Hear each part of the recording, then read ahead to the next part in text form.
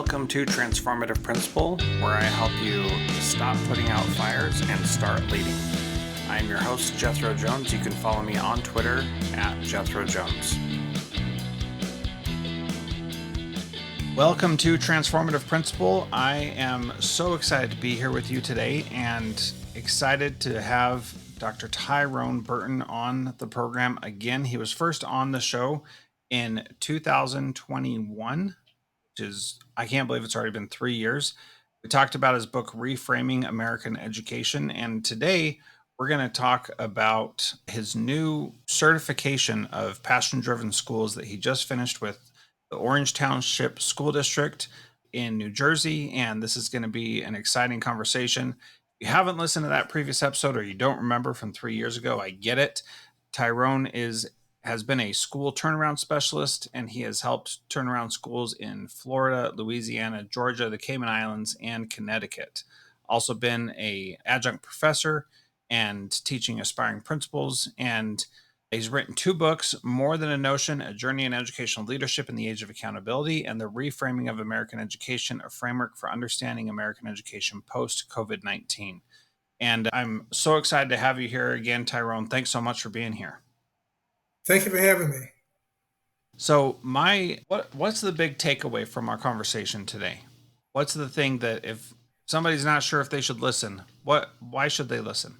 The big takeaway is that as educators, we're trained to live, but not equipped to accept exhaustion. And most educators live in the world of chronic stress and chronic exhaustion.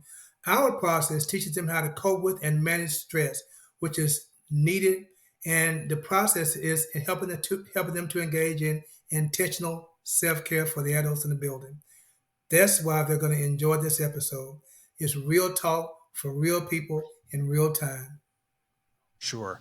I think the other thing that I would add is that you give examples of how your particular approach of starting with helping adults have intentional self-care really leads to everybody else improving their self-care and doing better themselves as well. So I think that's what we have to look forward to today. And we're going to get to my interview with Tyrone here in just a moment. So Tyrone, let's start with the idea of intentional self-care is not selfish. What does that mean? Well, what that means is that particularly as educators, we work in a system that is broken by design. And so as a result of that, we have broken teachers teaching broken students, often led by broken principals and school leaders. And a byproduct of that is that they really don't take care of themselves first. They put themselves on the back burner, which causes not just stress, but a particular kind of stress called chronic stress. It's a kind of stress that causes heart attacks, strokes, diabetes, high blood pressure, all the bad maladies that we get and we see sometimes in the medical world. So what I've decided to do is make intentional self-care for the adults in the building a priority. So much so until I made it the capstone and foundation for my company. And the preliminary work that we've done with schools in New Jersey has proven really good. In fact, some of the byproducts is increased teacher attendance, increased teacher retention, and increased teacher quality because they feel good about themselves. So it gives them a strategy and instructions on how to really take care of themselves, teachers and school principals. And it's really important for all of the adults in the building to be focused on taking care of themselves as well. You said something before that says that our system is broken by design. What do you mean by that, Tyrone? Yeah, we have, and it's no secret, the American system of have and have nots. And we have progressive school systems and essentialistic school systems. Progressive school systems are those that engage in responsible behavior versus accountable behavior. They're those systems that really make as a focus taking care of the adults as well as the children in the building. Most school systems are very essentialistic, and the bottom line is test scores and accountability. And not that that's not important, but it often is at the expense of the health care of the adults in the building. As educators, we're trained to live in exuberance, but we aren't equipped to accept exhaustion. So we work at the point of exhaustion every day. And the research is really clear. Every school system in America has an EAP office, but the research is clear. is in that the EAP officers, when they go there, they found that it was too much, too little, too late, and was very ineffective. Our system puts intentional self-care at the forefront, and it's very preventive. Okay, so let's talk about what you do and how you make it so that it's not too little, too late, that it's front loaded. Because I mean, I every district I've been in has had an EAP program for us, and despite whatever challenges I might have been going through, I never thought to call them, and I always thought that was such a great way for them to charge the district something that I know I would recommend it to my employees also, and they never took advantage of it either. And it seemed like it was just a waste because by the time you think to reach out to that, it's too late. So what are you doing, and especially in this Orange Township school district, to make them take this approach differently? Well, first of all, let me say that it starts with the superintendent.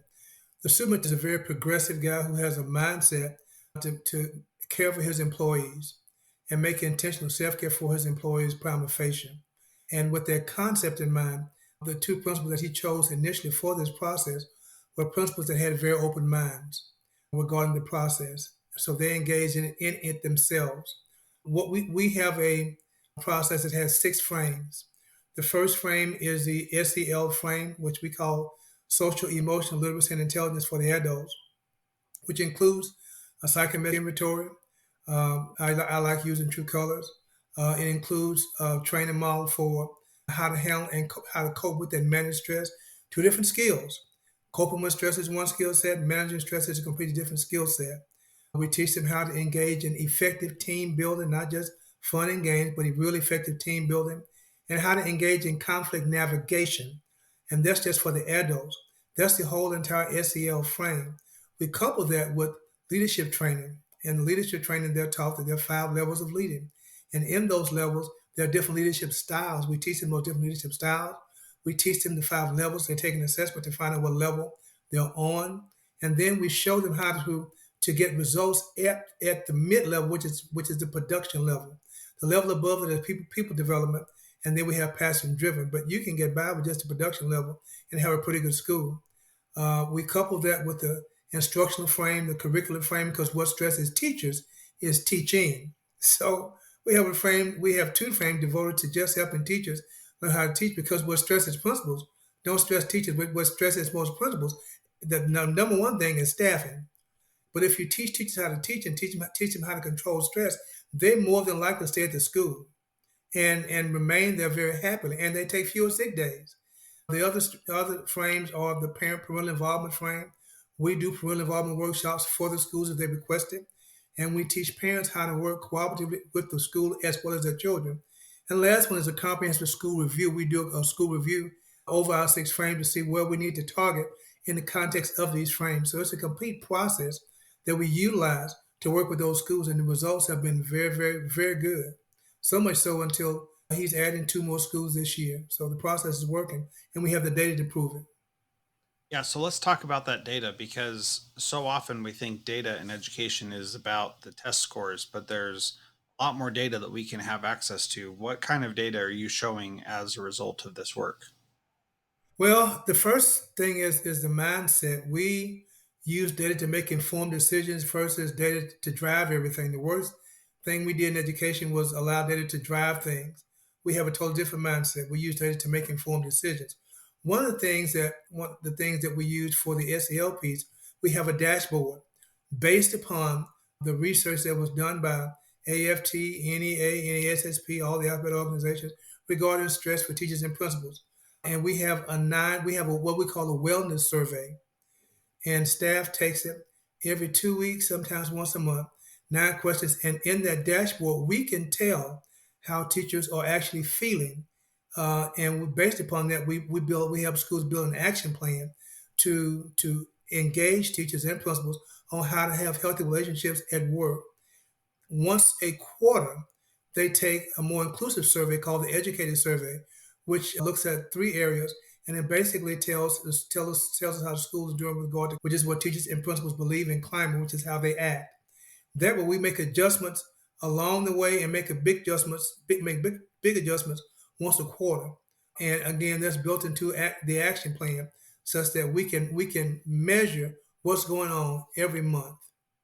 I think those are really powerful examples of getting the pulse of what teachers are experiencing and feeling rather than what's the word I'm looking for? Just assuming based on lagging indicators, like asking what is exactly going on.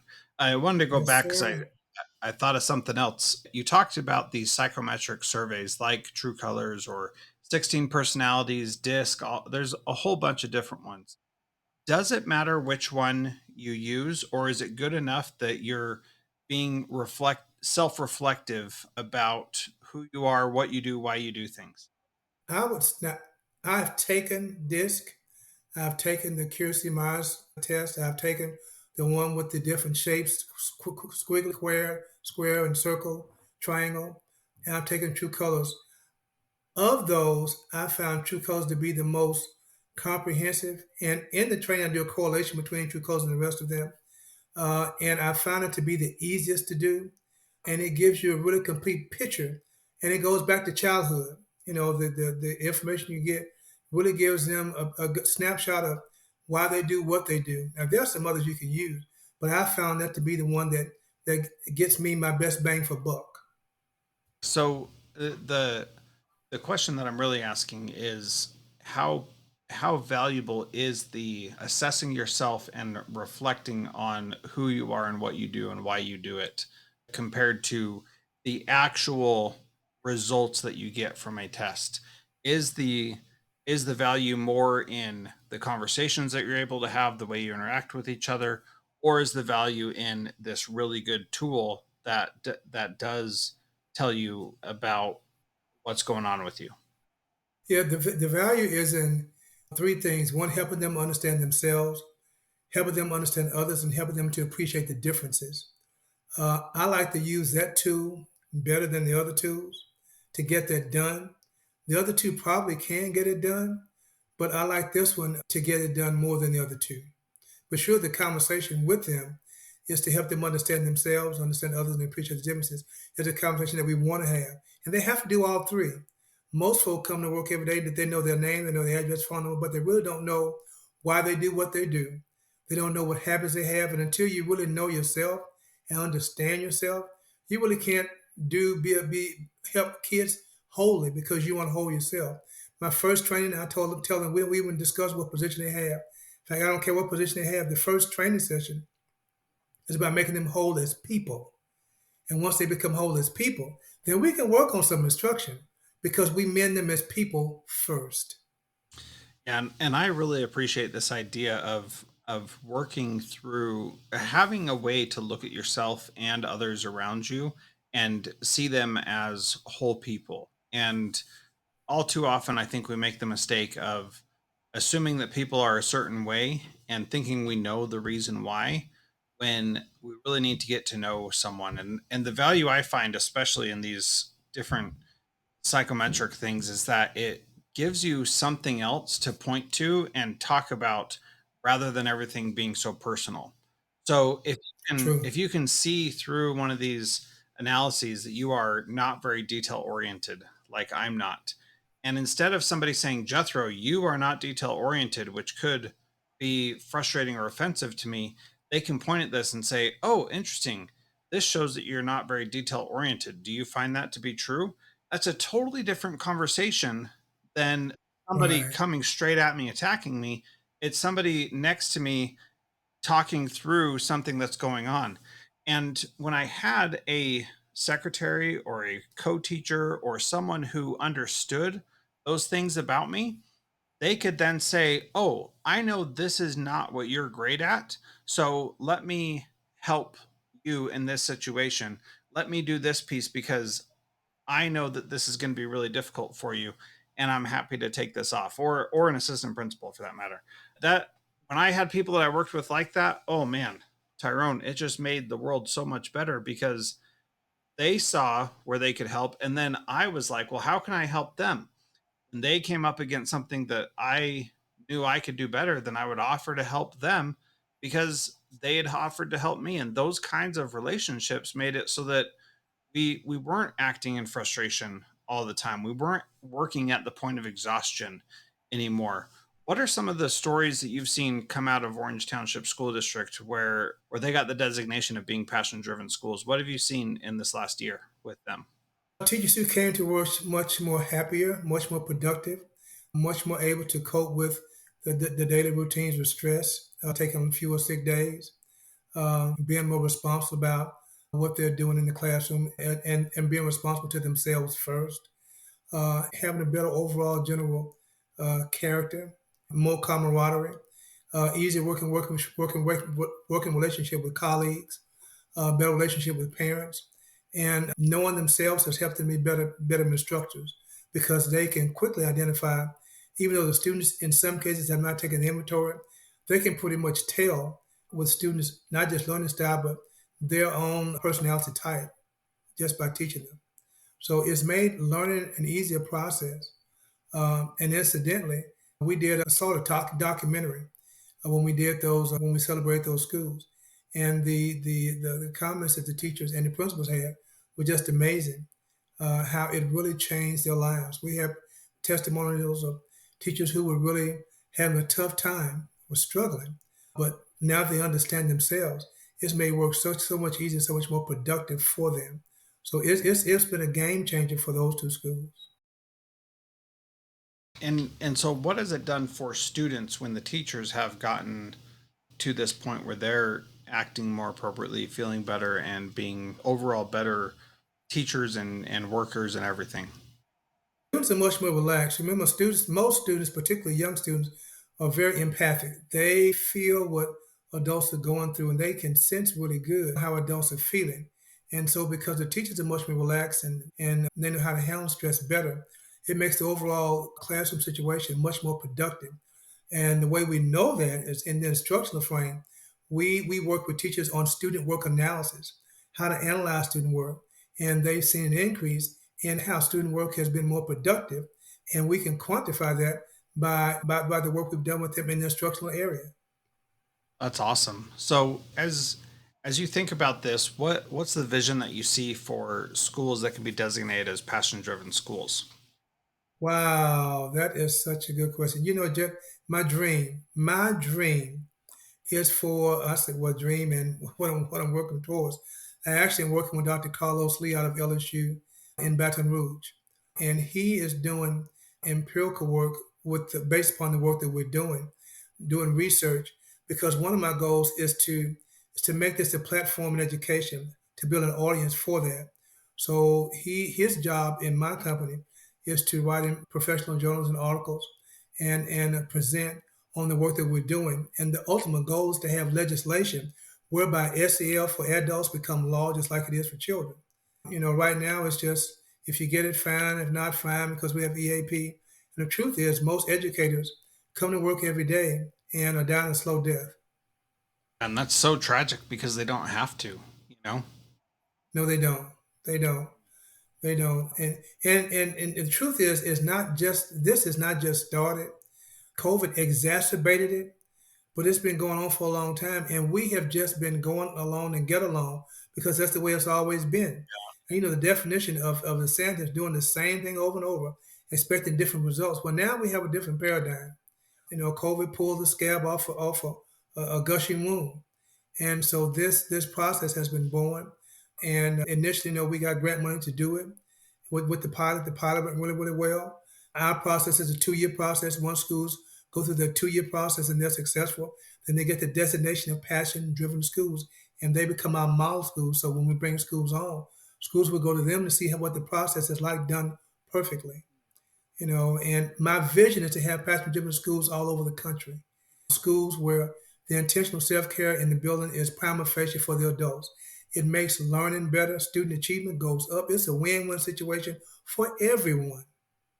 And we didn't talk about it, but you did mention that you have a frame around parent involvement. So let's talk about that a little bit and how do you how do you see the parents getting more involved, being more on the same page? One of the things that I believe very deeply is that education is the responsibility of the parents, and we as schools step in to help.